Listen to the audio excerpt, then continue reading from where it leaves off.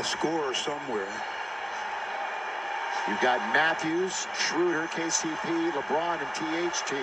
Those are the 5 on the floor. Lakers, by the way, have caught him in points at the paint with 58. LeBron wants 2 more. Instead, he kicks it. The touch pass. Schroeder, the flyby. Mid-range to beat the clock. And the Lakers lead by 2. That's a good job of moving the basketball. LeBron drew that secondary defender, and then the passing started, and it ends it up with Schroeder getting an open look. Shut off the dribble. Secondary defender is Al Horford. There's where they start to chase and fly by and then step in and knock it down. Schroeder knocks down his 5th shot in 15 attempts, but 16 points, 5 rebounds, 5 assists for Dennis Schroeder. More importantly, the Lakers need only 1 defensive stop to get a win. Schroeder, a starter tonight, but the bench was loving it there. And speaking of the actual bench and points tonight, 51 bench points for the Lakers.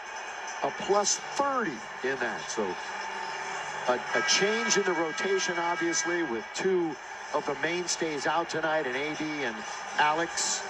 And you can see LeBron and Dennis Schroeder. And this is where, if you're the Lakers, you know they're going to run 2-man with Shai Alexander and probably Al Horford. And Al Horford's going to screen and pop to the open area behind the 3. If you're the Lakers, you don't give up a 3. You know, the worst thing that could happen to you is it's a tie game. But if you give up a 3, you'll be down 1. So they're going to get another. The Lakers are going to get another attempt. Yep. So you don't want to be down with the last shot attempt. Gilgeous-Alexander's hit 4 threes tonight, has 26 points, 10 assists, 7 rebounds. Horford, 2 for 7 from beyond the arc, if you're thinking about what Stu was laying out with that scenario. Diallo will have it out of bounds. Time to get a stop and win this game. 109-107. There's the 2-man game to Gilgeous-Alexander. One-on-one with LeBron James. Gilgeous-Alexander goes down to 1 knee.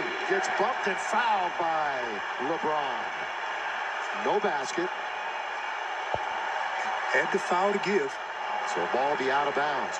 14 on the shot clock. 23 and a half on the game. And again, same scenario. You don't want to give up a 3-pointer. Diallo says, let's get it in, and he does to Gilgeous-Alexander. He leans in around Schroeder. Rebound to Schroeder. The lead, the ball, the foul. That's what they needed to stop. And then they get the ball to a free throw shooter, or the free throw shooter got the rebound. And it's been the Lakers' best free throw shooter over the last few games. Dennis Schroeder. Well, and it was Dennis trying to stay in front of Shai, and then tried to recover after he got on his hip. Shai shoots the ball, but it comes up short, and there's Mr. Schroeder. He plays with such energy, Bill. I mean, I just love the way Dennis plays both ends of the floor. Played good defense and then rattles in the free throw steal in tonight. He's 5 out of 6 from the line. Make it 6 out of 7. Well, this one could go a long way in getting the Lakers a victory. It would be a two-possession game. No, that one spills out. And again, the hardest 3 to defend is the drive 3. They go all the way, and the block by Schroeder. Or was it a foul? It's a foul on Dennis. Boy, OKC had a timeout. They decided and opted not to call it. Now the Lakers might challenge, and they will challenge. I think they called the timeout just to make a challenge. So I'm surprised, though, that Shai went straight to the rim. They were obviously going to try to just lengthen the game by getting a quick deuce and being down only 3 and fouling again. That's a foul. Does he get the arm? I think he gets the hand swatting across right there. Is it all ball? Hand's part of the ball. As long as the hand's on the ball, it's part of the ball. So that might be a jump then. But it's going to be interesting to see how they rule this. If they do rule that hand part of the ball and a good block. You know, initially in the live action, I thought it was a good block. And you talked about Schroeder on both ends of the floor. I mean, he just plays with a lot of energy, a lot of fortitude to just get it done. I just love his attitude. Yeah, surprised they didn't. I'm surprised they first didn't call timeout.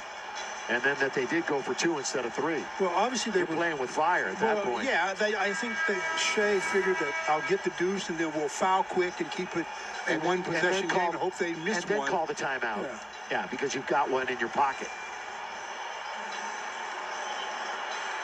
And we still don't know how they're going to call it. They might get 2 free throws right here.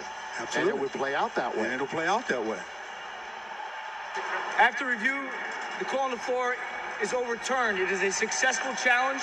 Wow. The ball is loose at the time of the whistle. There'll be a jump ball, center circle, any 2 in the game. Wow. So the scenario changes now. Yeah. If OKC gets it, they will then most likely call the timeout and then go for the 3.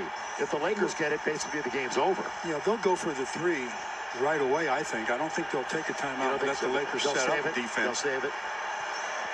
Sometimes it's harder to defend a 3 in a scramble type situation. Well, definitely it's LeBron jumping against Bazley. Again, Lakers get it. It's just about over. It's an 8-0 run for the Lakers.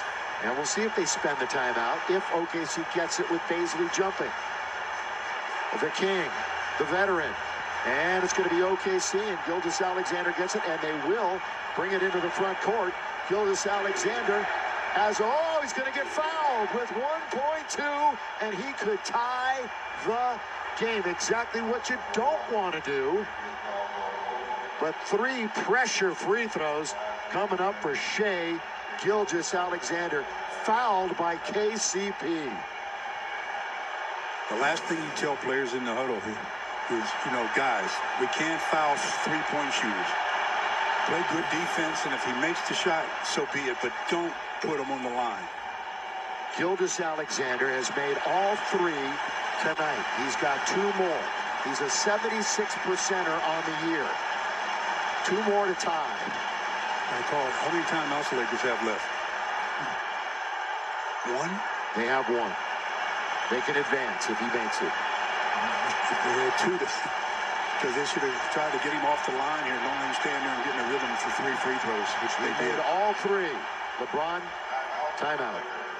And we could be headed for another overtime. But the Lakers will get an opportunity to win it. Wow. Unbelievable that you put them on the line to end a game. Why are they stopping and talking to LeBron? They're saying that there was a timeout. The Lakers are saying that we didn't call timeout. So either way, you got to call timeout now because the quick hitting play is already gone. Well, and if they didn't call a timeout, LeBron stepped in bounds. It's going to be a timeout charge to the Lakers, and they'll advance it. I think LeBron was looking at that home run ball again. Thinking about the other night when he threw it to the THT? Yeah, for the touchdown and the one-handed throwdown. All right, Stu, what do you think? 1.2. Obviously you have plays where situational plays, and this is a situation where what do you do with 2 seconds or less on the clock? We've got it at midcourt. Here's our play that we're going to run. And it's all about execution here. Now, whether they can get the shot to fall is another story, but it's a catch-shoot situation. Got to set a lot of legal screens. Well, if LeBron has another bottle of wine waiting for him, it would be prudent for him to get the game winner. That's what he said the other night. He couldn't believe they had to go 2 overtimes. My heart can't take it, he said. I'm surprised they don't have Cruz in the game for Montrez, because you need 5 guys that can or 4 guys, because 1 guy's going to be out of bounds. He's the passer. He's not going to be able to pass it and get it back, I don't think. But you got to have a lot of guys that can shoot the ball as soon as they catch it from behind, from anywhere. We're tied at 110. Chance for the victory right here. Matthews gets it in. LeBron for the win. And we're going overtime for the